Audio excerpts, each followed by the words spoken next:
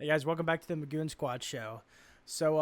Today it's probably just going to be me and expect a little bit of a shorter episode today, but we're going to get into some topics that we really haven't discussed yet on the show. We're going to get into some MLB today as the season comes to a close. There's still some teams trying to make a playoff push. A little bit of my predictions of what I might think is going to happen in the playoffs. I'm not 100%, but I'll give it my best shot. And then we're also going to get into some NHL as there's some interesting things happening around the league. And I just really can't wait for the season to start. It can't come any sooner. And then finally, we're going to get into some football. And I do mean football by overseas. Just my takeaways from the different leagues over there, Premier League. And what I really think is going to be, like the season for some of these teams. And yeah, so let's get into it. All right, so let's get into the MLB, and as you guys can see, there is some games being played right now, of course, at the time of the recording. But let's just kind of dive in real quick here. So, I mean, looking at the standings right now, Baltimore Orioles could technically take the division over the New York Yankees, as well as Cleveland Guardians winning their division, and then the Astros still fighting for the spot to win their division against Seattle.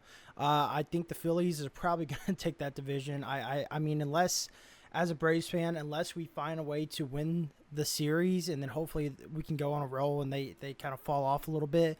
But being 6 games back is a little difficult. And then the Brewers have, I mean, and this might just be me, but come on, guys. I mean, that has been shocking to say the least. The Brewers being 73-52, I did not see that coming from them. The bats have been hot lately. I mean, if you look at that differential, 107 for run scores of 597, close to the Phillies right there, which is pretty impressive. And then of course you got the Dodgers fighting for their division against the Padres and the Diamondbacks, which are a very real possibility that they could probably take it as well. Anything could really happen in that division right there. But yeah, let's get to the let's get to the wild card real quick. So if the Orioles don't win their division, of course, they would be the wild card spot number one, and the Yankees would win that division. But looking at this, personally speaking, with 3 spots available, it's tough for me to give a confident answer if the Braves are going to sneak in. I don't really know. It really depends with us. I mean, the injuries have been killing us. It's tough. It's tough. It's really tough. But I think we can. I think we can hold this 2-game lead over the Mets, and then the 4-game lead, or sorry, 1 game over the Mets, and then the 2 games over the Giants to end the year. It's going to be tough for sure. But I don't know. I think we could possibly sneak in there as a wild card team. And then, of course, you got the Padres and the Diamondbacks as well. Definitely going to get that wild card spot. But then you got the Royals, Twins, and Orioles. And I'm very interested to see who gets the wild card spot number 1. The Twins and Royals are trying to fight their way up to Baltimore. But, I mean, it's going to be tough. Having the same exact record for the Twins and Royals is very interesting, especially pretty close on the runs scored as well. You got 613 for the Twins, 615 for the Royals, and then really the underwhelming part for the Red Sox is truly that they're having a great year.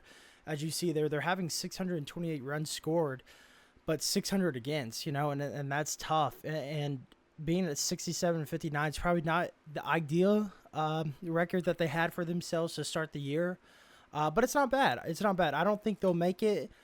I think they're going to miss it just barely, but yeah, unfortunately, Red Sox fan, I think you guys miss it just barely. But I think the same thing could happen with the Braves. Honestly, I think if the Giants catch that heat streak again with their batters, and the Mets are always a wild card. But if the Giants really catch heat with their batters, I mean, who knows? I mean, the Giants could really very well move their way up into a wild card spot. But just some things I take away when I look at the playoffs, though, and we're getting into the playoffs here soon. I mean, in my opinion, if you ask me right now, who do I think is going to win it? And it's tough too because I think a wild card team could hypothetically win it. I think the Orioles.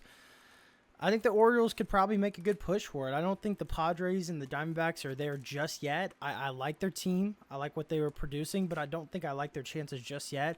I like the Orioles to make a decent push in the playoffs. And just the reasoning behind that, why I'm picking a wild card team to possibly win it, it could be the Yankees too if they don't win that division. Just take a look at the last few years here. Any of these wild card teams here, you got the Rangers winning their wild card, moving all the way down to the World Series and then winning it. Same thing with the Diamondbacks. Played a wild card series, caught heat. The bats were hot going into the NLDS against the Dodgers, as you can see, their 3-0 series win. I just think things like that kind of take into effect. I mean, it really does take into effect. It's for me, in my opinion, because you get a team. Phillies went to the NLCS. The Twins could have gotten there. Astros made it over them, but Rangers got into the ALCS. That's 3 wildcard teams making it all to the championship series, and one of them winning. It could have been either one, but one of them winning. Same with 2022.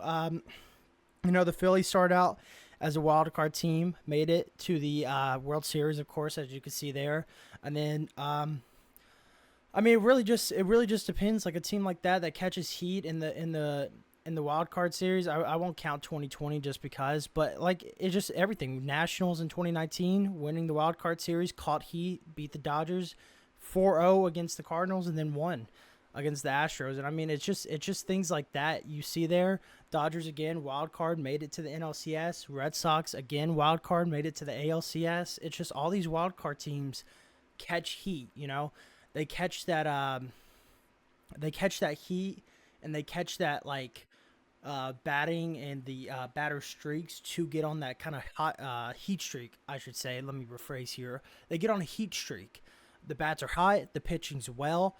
The rotation is good going into the divisional series. So I think any of the wildcard teams could very well make a good run, and I think one of those teams is the Baltimore Orioles. I think if Adley Rutschman and Ryan Mountcastle can find some rhythm going into it, Anthony Santander, perfectly fine.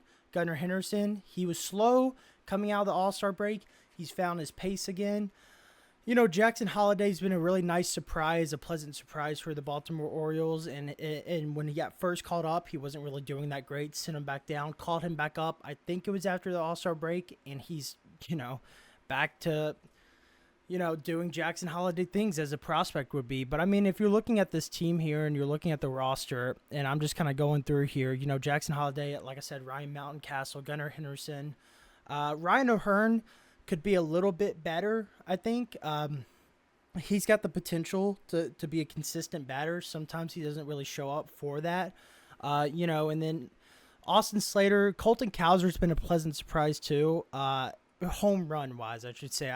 Overall, I wouldn't say he's crazy, but home run wise, he's been very well. But yeah, I mean, Corbin Burns, I wouldn't say Craig Kimball, but Corbin Burns has been very nice too for the Baltimore Orioles this year. So I think this team is a really well-rounded team going into the playoffs.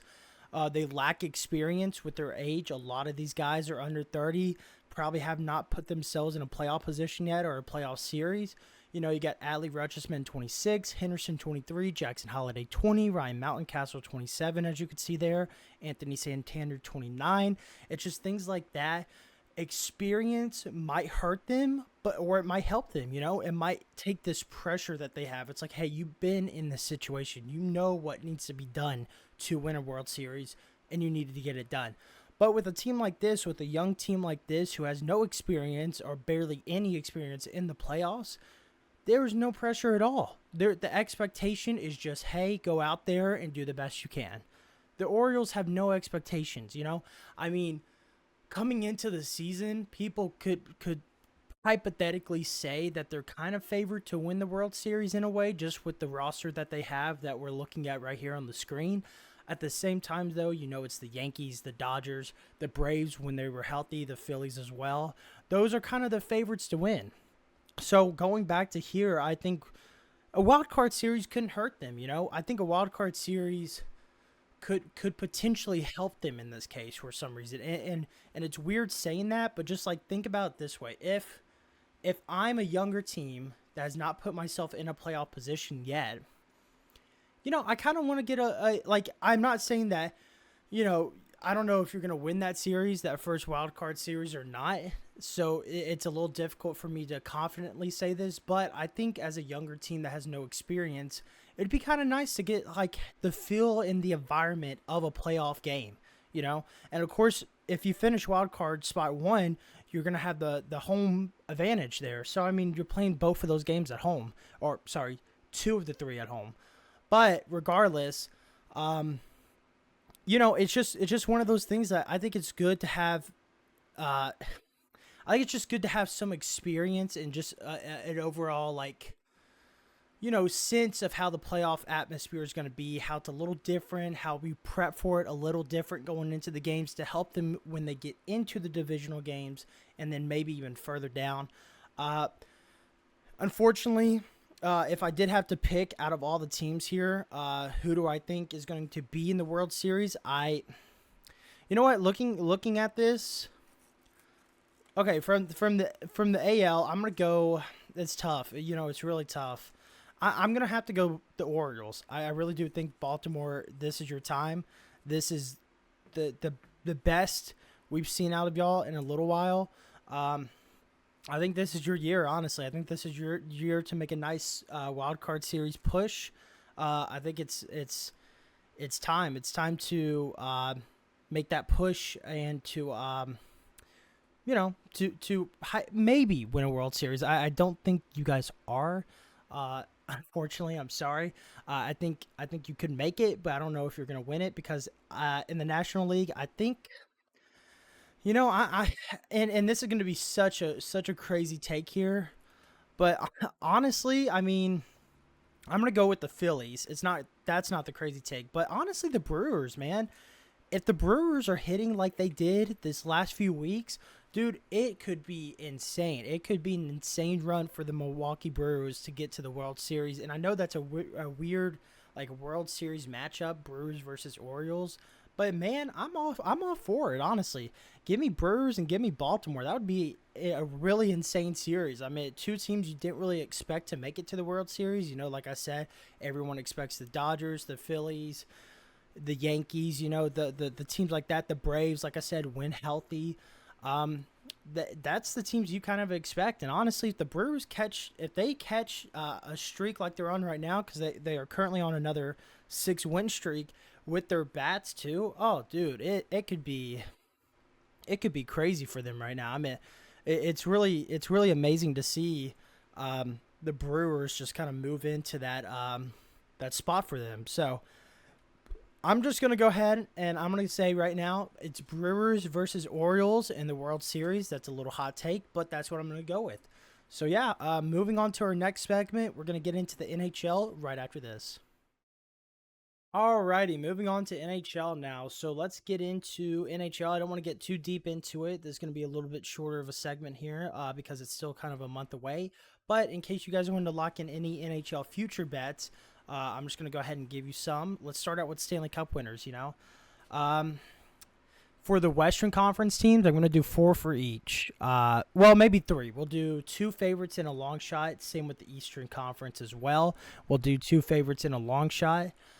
So first, let's dive in. I think for favorites out in the West, I'm going to go with Edmonton.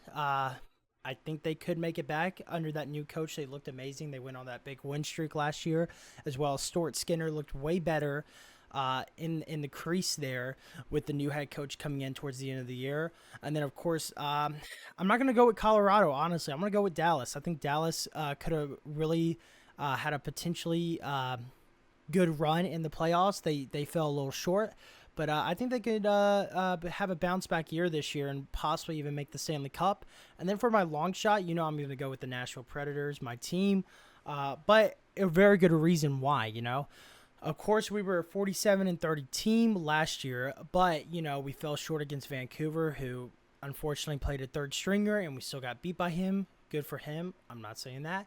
I'm just saying, with all these new fresh faces coming in, and what Barry Trotz believes in this team and has the confidence in this team to make a Stanley Cup push, I do think that we could be a very big and real contender this year.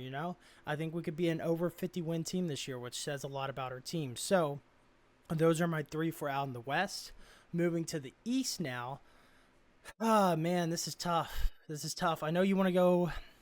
I know some people are going to go with the Panthers, and I'm not saying it can't be done, but to make the Stanley Cup 3 years in a row, lose the first one, win the second one, and then who knows what the third one, I don't think they're going to make the Stanley Cup 3 years in a row. I personally just don't think they're going to make it.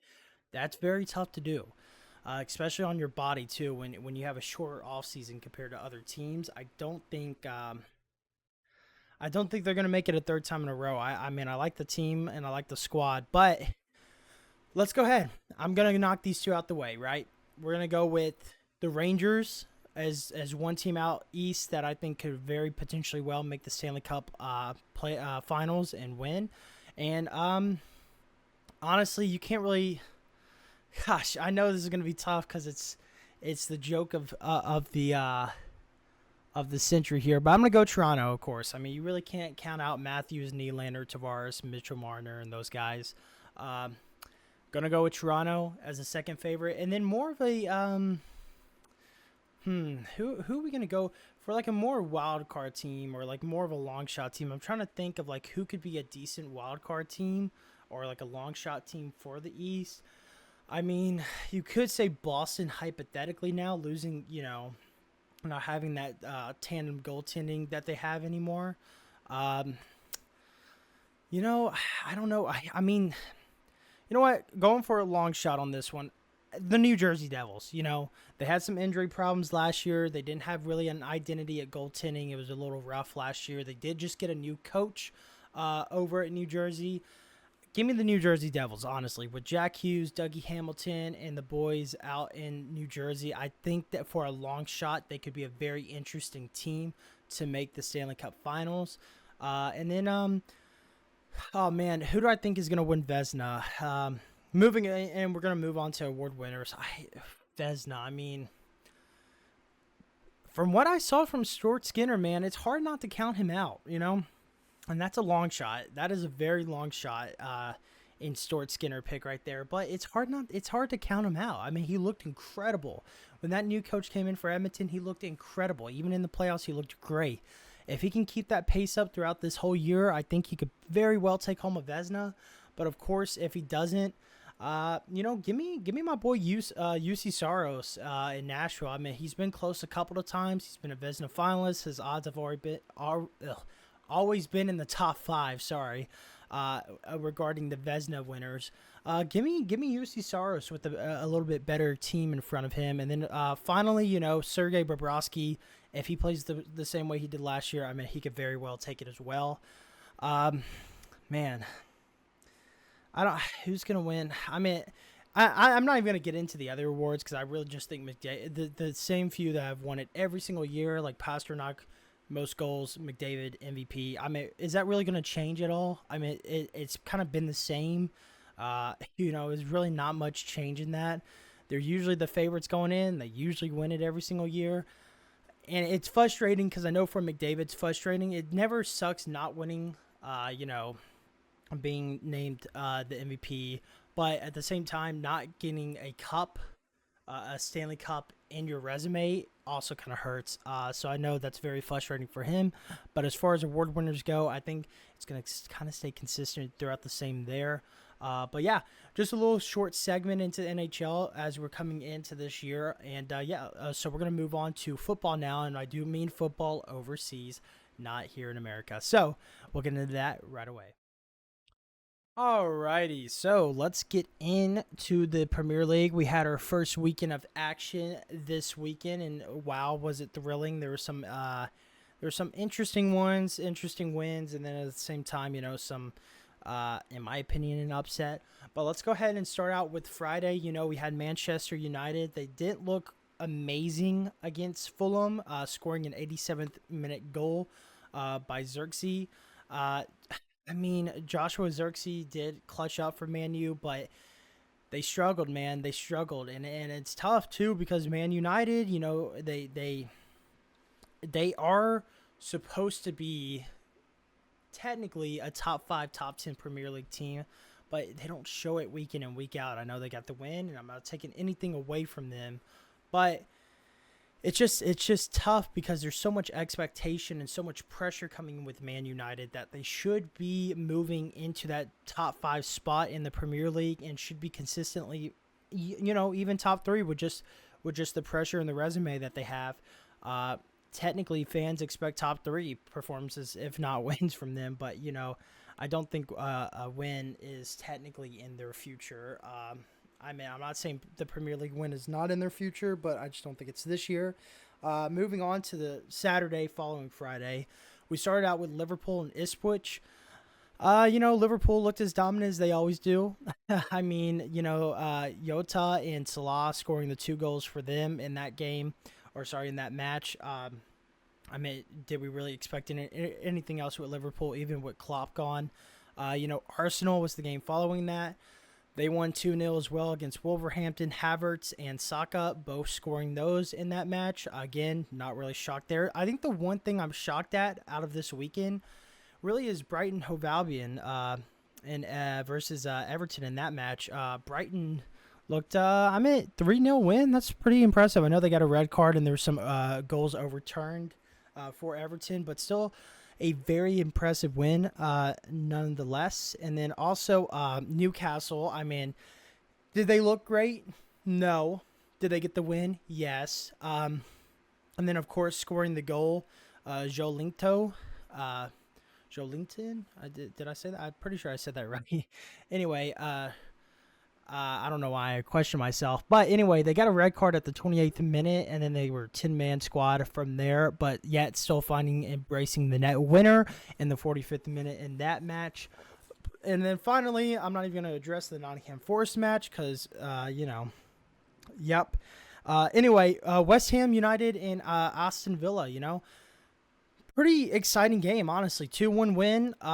Probably not the expectation West Ham expected, signing Füllkrug and having Bowman back in with maybe a better striker that we got from my Dortmund team. I wish we kept him, but of course, I think we're moving in a little bit direction in that position, and we'll get into that a little bit later with Shiro Gurase. Anyway, finally moving into Sunday, Manchester City looked dominant against Chelsea, 2-0 win. And the fact that they won that without Rodri even playing, Haaland and Kovacic both scoring the goals in that match. Manchester City is going to be the favorite to win the Premier League. They probably are going to win the Premier League again. I'm not really shocked there. And then finally, this is the match I wanted to talk about. This is the one that I was like, dude, there's literally no way. And I'm not even talking from a betting aspect of putting money on this team, but the fact that Tottenham drew with Leicester City, and they just got called back up to the EPL. Vardy, of course, scores for Leicester to brace the equalizer in the 57th minute. But it's just like, Tottenham, it's like, come on. We know that you guys struggle year in, year out, and I know you guys have, you have a decent squad.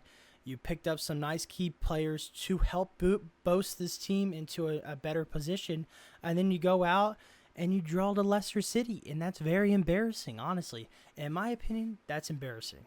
You got to win that game. You have to beat that team. There's no reason you guys should have drew that game. In fact, props to Leicester City. You guys did amazing. You guys held on. And I don't know how you did it. I don't know what fired you up. I saw Jamie Vardy drink a Red Bull before coming back out of halftime there. So maybe that was it. Maybe that was the secret sauce. But nonetheless, you got to win that game, You got to win that game. And so moving on to Serie A over in Italy, we're not going to get into this too much, but a lot of draws. In fact, Saturday was every single match in a draw. Very interesting, Inter Milan drew their match. Pretty disappointing fashion too. I believe, this was the one where he, Sommer, if you want me to be correct about it, he saved a pin, and then of course it rebounded off of him and they put it back in. Very unfortunate situation, but yet still drew in their first match. AC Milan also drawing in their first match as well. They had a score in the 90 plus 5 just to draw that match, including also 89th minute as well. And then moving on to the Sunday matches, Napoli, dude, same thing, just like Tottenham Hotspurs. How do you lose 3-0? You know, you cannot. This is. I know Oshiman might be on the move. It's just, how do you lose 3-0? You cannot go out there in your first Serie A match after so much has happened last year. So much has been going on with your manager. You've been through a couple of managers. You're trying to find your identity. Things surrounding Oshiman is not going well.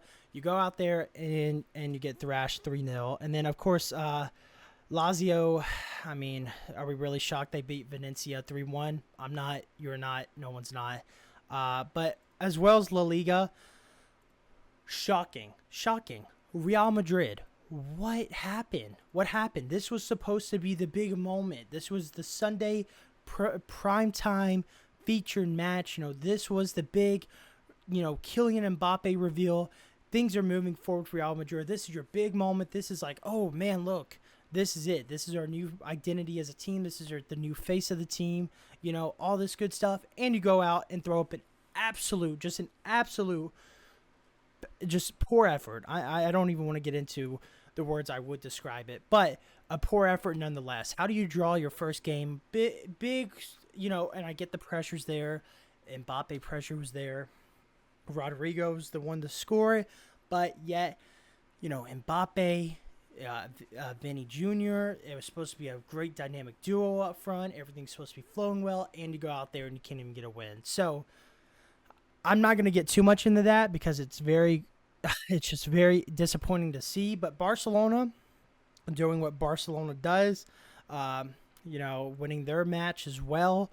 And then, kind of just going through here, a lot of draws in the first, and I get it. The draws are going to happen in the first week of the matches. It's normal just to get the feel and the legs back and the players. PSG winning 4-1 in their match. They looked pretty great even without Mbappe. So I'm not saying that they're going to run that League One. I'm not going to say that because Marseille could easily show up for some reason and make some noise in that league. But moving on. So I want to get into really, where is it here? I kind of want to get into, okay, yeah, PSV here. Yep, there it is. PSV, I think it was 5-1. No, it was Feyenoord 5-1. I think it was PSV was, what was it, 3-1? Yeah, it was 3-1. Obviously, big win for them. 5-1 for Feyenoord. But Ajax, that's what I want to get into. Ajax. What is going on with Ajax, man? What is going on? This team used to be the top, the cream de crop of the of the Dutch league here. But it's like, what is going on with Ajax? It's just like they've lost every sense of who they were. They used to be a very dominant team, but even in the Champions League as well. And they just lost who they were. I don't know what's going on. I'm not sure what's going on. Hato, of course, scored the one for Ajax. And I'm big on Hato. Jarell Hato. Huge guy. Huge fan of his. I think he's going to be a very, very nice player when he develops a little bit more. But come on, Ajax. We got to find this identity back. It's same thing with Napoli. Same thing with Tottenham. Same thing with Real. Well, I'm not going to say Real Madrid because it was just a draw. That's fine. But Ajax has just really lost itself. I don't know where they've been. I don't know what's going on, but it's been a steady decline ever since their Champions League. Kind of not dominance, but just presence there. And then moving on, let's go ahead and just touch in the Portugal League here. You got Sporting. Sporting won 6-1, of course. That team is just always going to be dominant. Benfica wins 3-0. Braga wins 1-0. Not very interesting of a match, but, of course, it's Braga 1-0. It's Braga doing Braga things. What else do you expect? And then finally, FC Porto winning 2-0 in their first match back, as expected. In fact, I think Porto is a very interesting team to look out for. in the Champions League. I think they could be a very, very interesting team coming down the stretch here. But other than that, back to the Premier League. I just wanted to touch on some of the matches this first week, and back to the Premier League real quick. After seeing what happened this past weekend here, and looking at the lines here right now, honestly, Manchester United at Brighton plays as well as they did against Everton. Manchester United might have a tough time. They might have a tough time on the road, honestly. Man U did not look great. They did not look great at all against Fulham, and I'm not saying that Fulham keeps their shape very well, but it just, I don't know. It's tough. It's tough. I probably can see, if you guys want some picks here, I'd probably take that Brighton money line. Honestly, I don't really trust Man U here in this line, and plus 145. I mean, I'd take that personally. I'd probably take that, and then West Ham's not favored against Crystal Palace. I'd probably take West Ham either way. I think West Ham is the better team. Manchester City is minus 1,100. Probably would stay away from that. I can see over 2.5 goals in that. I think City wins 3-0 or probably 3-1 if they sneak in. If Ipswich sneaks in a little sneaky goal there, but I could see a 3-0 win for Man City. Looking at some other matches coming up, Aston Villa Arsenal is probably going to be the biggest match of this weekend on Saturday. It's the late game for people overseas, or the 11:30, 12:30 game for people here in America. Arsenal is favored minus 125. Honestly, I don't really like that line for Arsenal. I'm not saying they can't win. I think I'd probably just stick to the over 2.5 or both teams to score in that one. I definitely take Newcastle at plus 120 in their match coming up. Chelsea, I'd probably take Chelsea minus 135. And then, of course, Liverpool would probably, not probably, but is going to beat Brentford as well this weekend. But yeah, other than that, I mean, seeing where the season goes, I'm really disappointed in how Tottenham came out and started the year. I'm not even saying that as a Tottenham fan. I'm a Dortmund fan. But honestly, if you're a Tottenham Hotspurs fan, you got to be pretty disappointed too. I mean, that's very disappointing first match for y'all. But other than that, it'll be an interesting weekend to see how teams come out week 2 and see what adjustments they make after week 1. So yeah, I hope you guys enjoyed the episode, and we'll be back later. I'll see you guys. I packed a bowl and I fed